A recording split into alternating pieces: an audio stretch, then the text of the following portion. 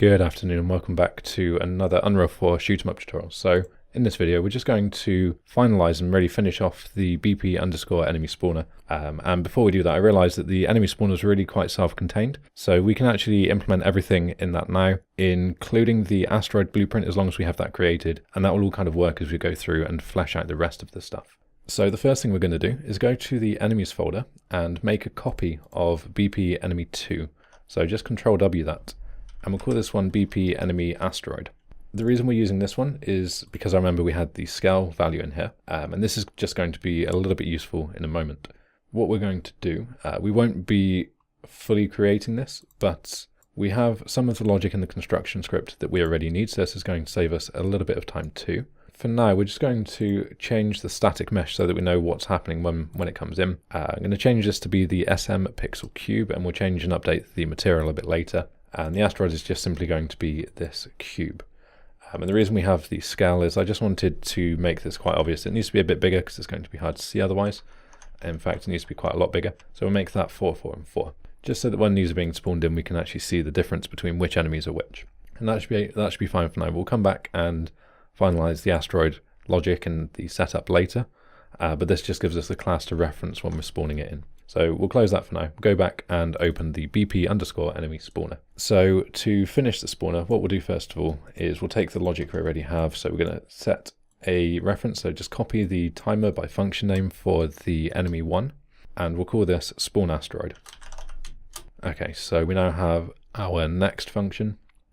Again, I'm just going to copy this just to make sure that I don't mistype it later so that the reference to the function isn't missed.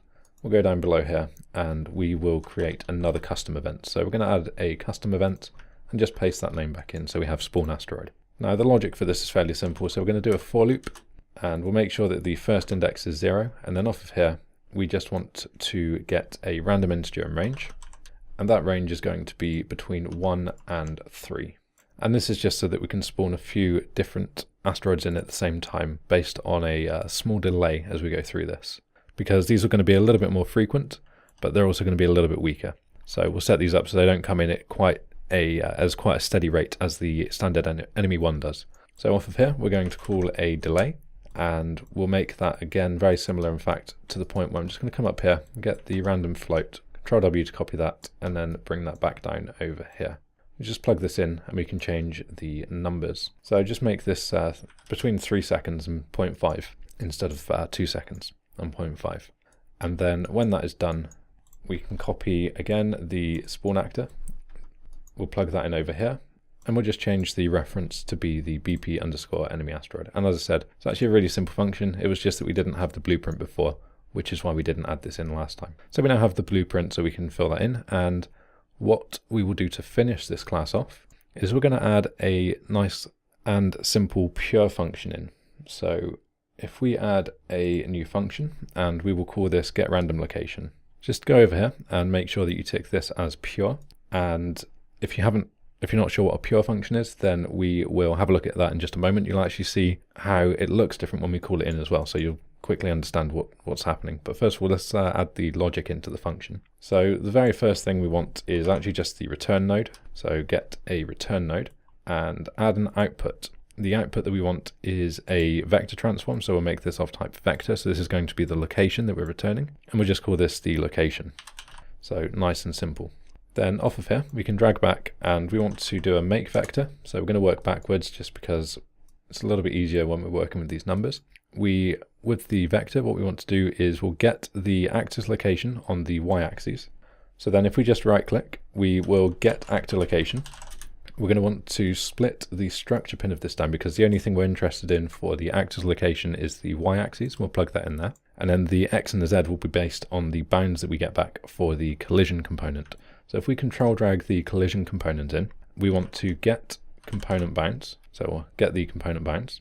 We're going to drag off of the origin and we'll find a random point in bounding box. So random point in bounding box is what we need there. And then we'll plug in the box extent there too. And we just want to right click and split that structure pin, and this will be where we're taking the X and the Z value.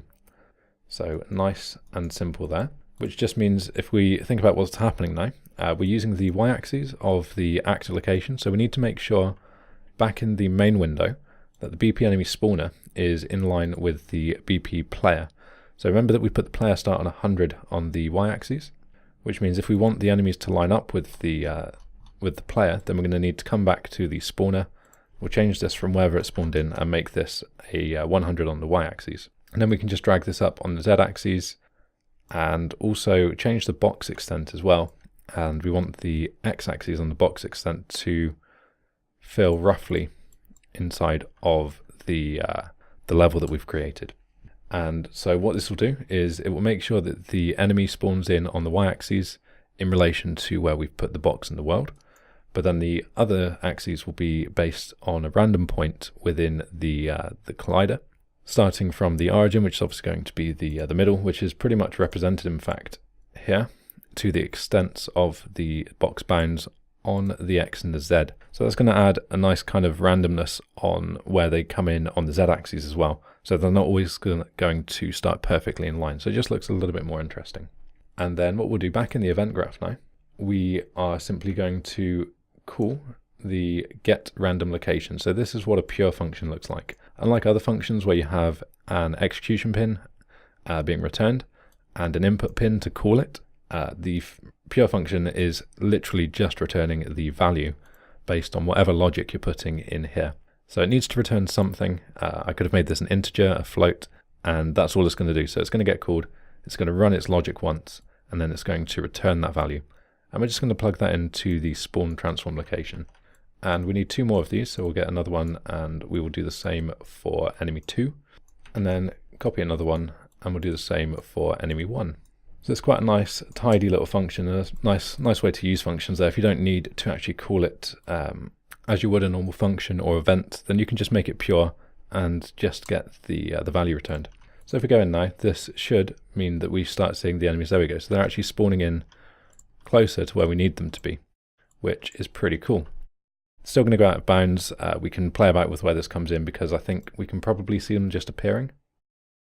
Yeah, so they appear and then go down. So what we really want to do is we want this to be up here, so we don't see them appear, but we see them just drop down the screen, so they're not kind of magically appearing out of nowhere. And then we're going to change, because asteroids tend to not fly left and right, we're going to change the logic for those a bit later. But we can see that everything now in the logic of the enemy spawner is working. So as I said, this is now very nice and self-contained. Unless I've done something wrong, we shouldn't need to come back to this. So we can now save this and start to focus on the logic of the actual enemies and updating the functionality of the enemies.